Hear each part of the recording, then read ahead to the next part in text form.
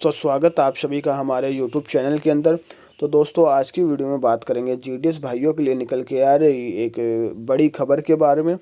खबर को शुरू करने से पहले दोस्तों, अगर अभी तक आप लोगों ने हमारे चैनल को सब्सक्राइब नहीं किया है तो प्लीज़ सब्सक्राइब कर लीजिए, ताकि आपको आगे आने वाली अपडेट समय पे मिलती रहे।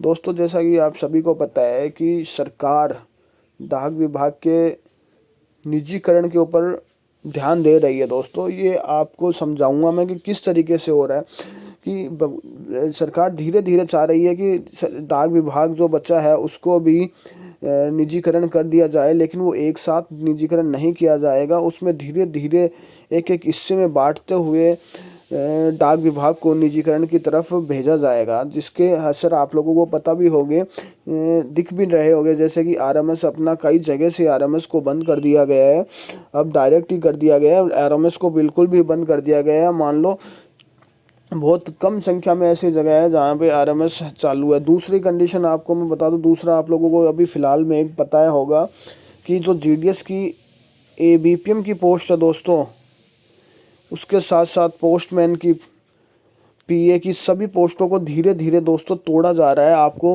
अपने एसओ में, बीओ में या एचओ में आपको इस बात का एहसास भी होने लगा होगा कि लोग आपस में बात कर रहे हैं, डाक कर्मचारी की धीरे धीरे एबीपीएम की, पोस्टमैन की पोस्टों को तोड़ा जा रहा है, धीरे धीरे कम किया जा रहा है। जैसे कि जहाँ डबल डबल पोस्ट है, वहाँ के कार्य को देखते हुए या कुछ भी करके वो दो पोस्टों से केवल सिंगल पोस्ट ही रख रहे हैं, बीपीएम की ही पोस्ट रख रहे हैं। एबीपीएम की पोस्टों को हटाया जा रहा है। इसके साथ साथ मैं बता दूं आपको, आप लोगों ने एहसास किया होगा कि आपको सुनने में आएगा पीएलआई और आरपीएलआई की भी एक अलग से ब्रांच बनाने की, ये उनको अलग से दे देंगे पोस्ट ऑफिस के अलावा।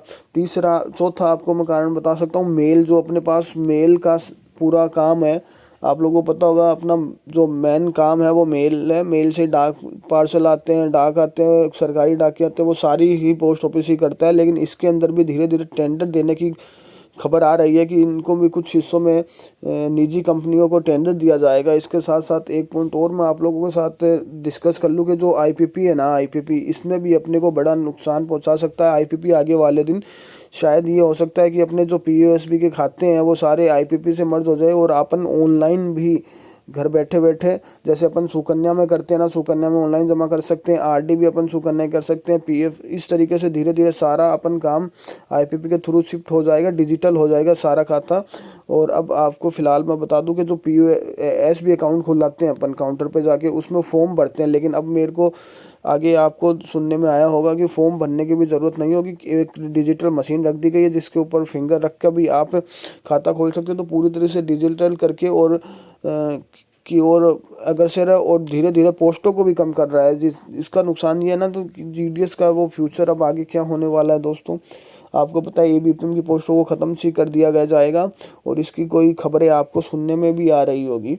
तो आगे क्या होगा ये कहना पाना मुश्किल है दोस्तों। और आप लोगों का इसके ऊपर क्या राय है कि निजीकरण होना चाहिए, नहीं होना चाहिए, हमें कमेंट में बताइए। धन्यवाद दोस्तों, हमारे साथ बने रहने।